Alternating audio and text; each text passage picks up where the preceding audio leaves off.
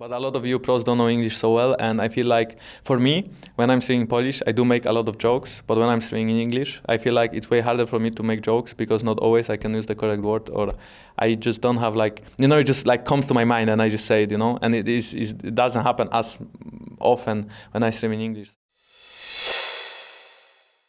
Hey everyone, this is Darius from the Shotcaller, joined here by Jankos. We don't have a lot of time, we need to talk fast. What was that game like? I mean, I don't really need to talk fast because I always talk fast, so it's fine. I think the game was fine. I mean, we made a lot of mistakes. I think the biggest one was losing the Nashor, and that made the game really long. I think they didn't really like outscale us hard, and I felt like our team fights were like decently played.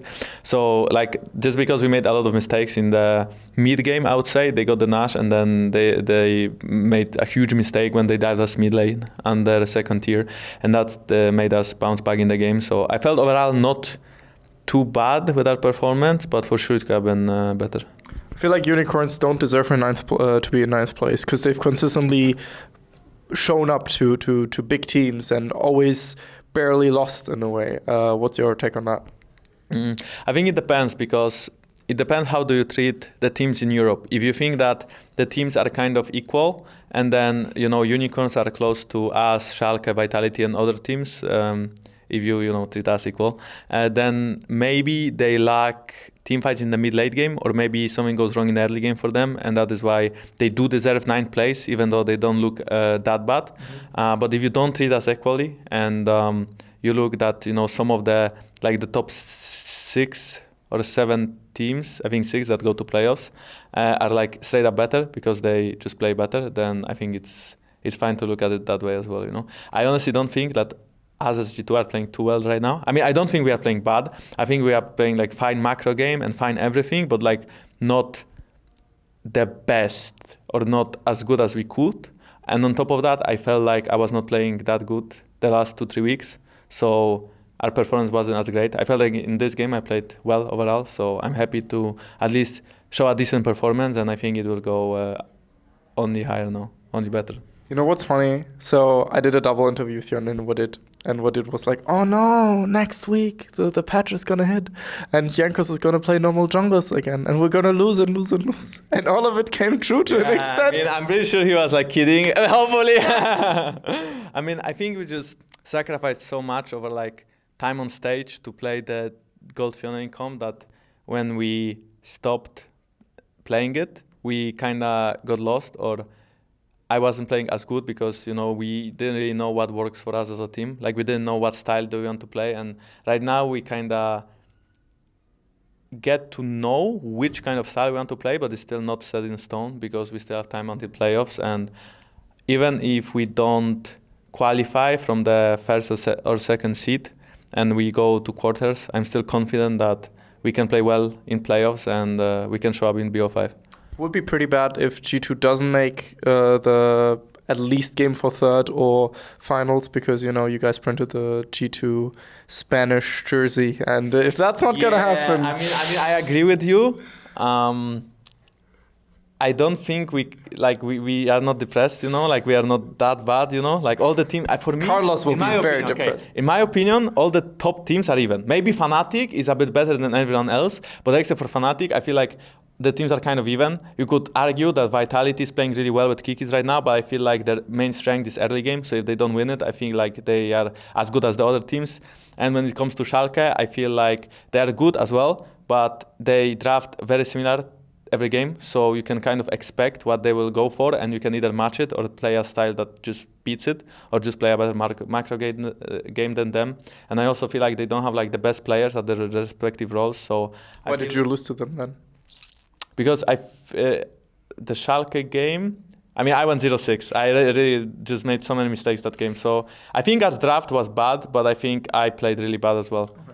I feel like this game I had to play from behind because they had decent draft, at least in the early game, but we outscared them really hard in the mid game. But what happened is that in the mid game, Gragas was 0-4 at that moment, so it was there was not like really mid game. And we obviously made macro mistakes, and the fact that I was dying, like the first 2-3 times I got caught, is not only up to like me, but it's for sure me playing bad. I could have played way better that game, and our macro could have been better, but we just misplayed a lot, and it was mainly on me that game. I feel like for sure.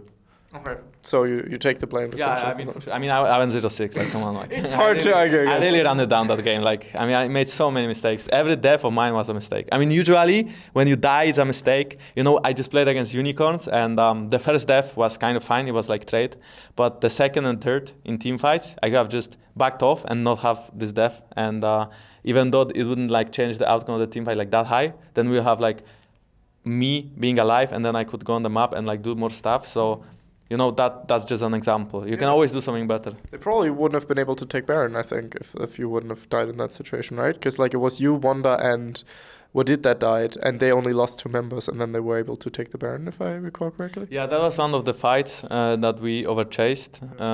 I think that's after we lost the first Nash though, which was us overchasing for sure. I think the second Nash was them rushing it after we lost the fight. So for sure, we could have played better. But I think after the second Nash, they made a mistake and they fought us around Elder Drake. And instead of, you know, securing inhibitors, they took a bad fight. And, you know, Hieron was playing really well that game. So I'm pretty happy that we won, but it was for sure not clean game, you know. We gave up 2 Nashers and we still won. Doesn't happen too often that said, Perks got to play Akali. On a scale of 1 to 10, how broken was she?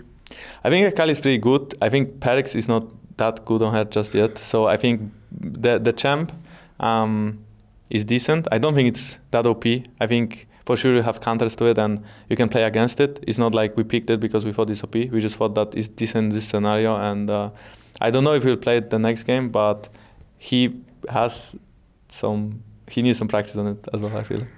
He didn't play bad or anything, but for sure he can play better, I feel like. I felt like he did really well in terms of positioning, just like really becoming an assassin and sneaking through the jungle. I think he did that well, and he also, in the last fight, he won Shojin apparently. So I think he played well for sure, you know. So imagine if he plays even better. Ooh, exciting. Yeah, I heard from Broxa that Akali is basically the stupidest thing in the game right now. So I'm excited to see, you know, Perks and Caps battling it out on those champions. That should be a lot of deleting and no more fun for AD carries again. Yeah, I mean, if someone would like make those champions work, it's like Perks and Caps. Like it's really like Perks and Caps, you know. Like if someone can make her broken, it's Perks and Caps. What about Nuke Duck though? You have the Nuke Duck. We're on the hype train. Yeah, I mean, I think Nuke Duck is playing well overall. I don't think he's a bad player or anything. I just think that Perks and Caps are just better, you know. I don't think Nuke Duck is bad or anything. He's playing really well, probably top 3, top 4 mid laner in Europe right now. But I just think that Caps and Perks are just so good. Insane. So hopefully they won't get imported by NA this time. You recently got to stream in English for the first time ever. What was that like? It was not too bad. I mean, I still felt kind of like stressed, and it was a bit more awkward for me to stream in English. But I think after 1 or 2 hours, I got used to it. I think my issue is that, you know, some words I mispronounce, and also I talk fast. And you know, my streams are like mostly informational. So when people listen to them and they don't understand what I'm saying because I'm talking either too fast, either I mispronounce some stuff, then it's like confusing for them too. But I will try to stream in English more, and maybe I will learn as I go with that. So I hope you guys also enjoyed my stream if you watched it, and you know, it's not too bad, I guess. It's interesting because there aren't that many EU pros that are streaming or like doing content and stuff. Whereas in NA we have like Bergson has his YouTube channel, Double Lift has his YouTube channel, and they stream 24/7. Same with Afromu, and the list goes on. Is it just because EU has less of a focus on streaming and like content creation and building your own brand and just being hyper competitive and stuff, or like what's your take why there is no many EU streamers besides like you and what did?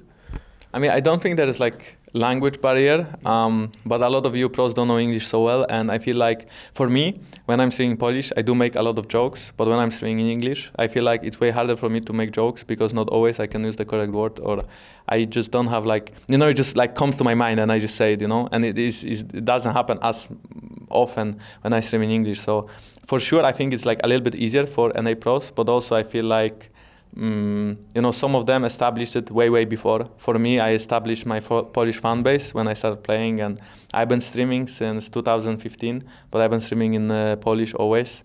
So for sure, you know, people don't really follow me as much because even though I was streaming in Polish, and then I created YouTube channel like last year, 8 months ago, in December or November. I don't remember that well, but also it's only in Polish. So for sure, and for sure, like we as Europe could make a better job of creating content. It sounded like there was gonna be some additional information, or you just gonna. I mean, maybe it could, but I had this. When you learn about interviews and how to make them, is just that when you don't have anything like smart to say or you don't want to add something, you should just stop talking. So after the moment where I said we could do a better job, I really didn't know what to say. So instead of saying so and like stopping at that, I was just like quiet. Yeah. So like throwing the ball over me. Yeah. Okay, well, you have features in a minute, so we need to cut it short relatively. But is there anything you want to say to the fans, or is there a hashtag that you would like to create? Last time it was Support King. Okay, no hashtags this time. No, it has to be a hashtag. Hashtag best streamer you. Okay, maybe not that one. Okay, maybe this one, I don't know. Okay, I'm too, maybe I should be more, like, not arrogant, but I should be... Confident in myself, confident in my abilities to stream. So I can do that, like hashtag whatever, best streamer, blah. I mean, not streamer, but like at least European Polish streamer. The best European Polish streamer, the best English Polish streamer. And what about Pasha Biceps or Lothar? What the fuck? Yeah. Just don't even, just fine. But anyway, I hope you guys enjoyed my stream. If you did watch it, if you didn't, then every Wednesday I will stream in English now. And maybe more often after the split, or maybe even more often during the split, we will see how it goes. So yeah, you can just be there and you can learn with me how to play the jungle, but also how to speak in English and make jokes and do stuff. So I'll be really happy if you guys would join it. And thank you very much for the support and everything that you do. And I'm grateful. His Twitch stream is in the video description if you want to check it out, follow it and stuff so like that. You're welcome. This was Jankos and Darius from the Shotcaller. Jankos, Darius from the Shotcaller. Exactly. Thank you very much for watching. See you guys next time. Bye-bye.